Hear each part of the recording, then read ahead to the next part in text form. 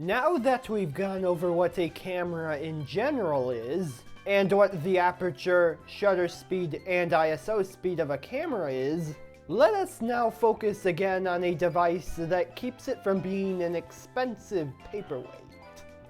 Then again, this device could also be a pricey paperweight in of itself, if there wasn't a camera to harness its capabilities in the first place. That device I am getting at is the lens. But not just any lens, as there are generally two types of lenses out there. The prime lens and the zoom lens. Prime lenses are fixed at one distance, meaning you'll have to move yourself around physically to get the ideal shot based on distance.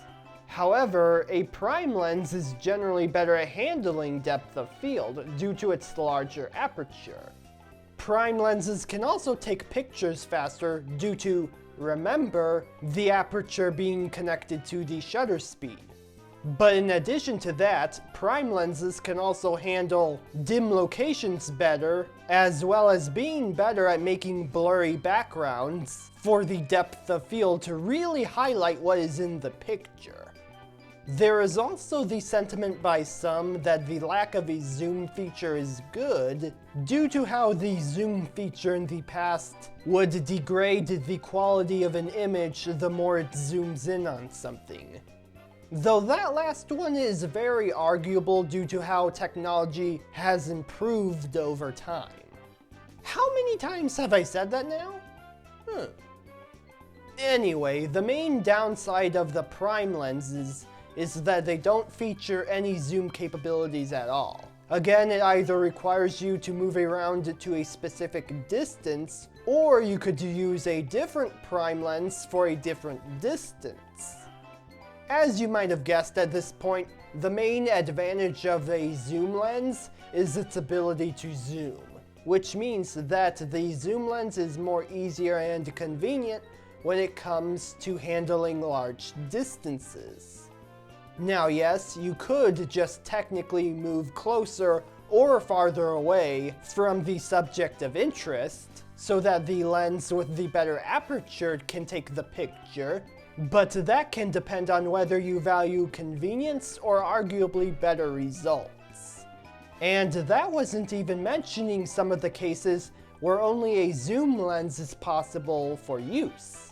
For example, if you are filming something that is far away and constantly moving, such as someone who is surfing, I doubt a prime lens would be the best course of action unless you felt like going swimming that day. Another example would be being able to take pictures of wildlife from a safe distance, as some wild animals may not appreciate the company from anyone. There are also technically two more types of lenses, called the parfocal lens and the varifocal lens.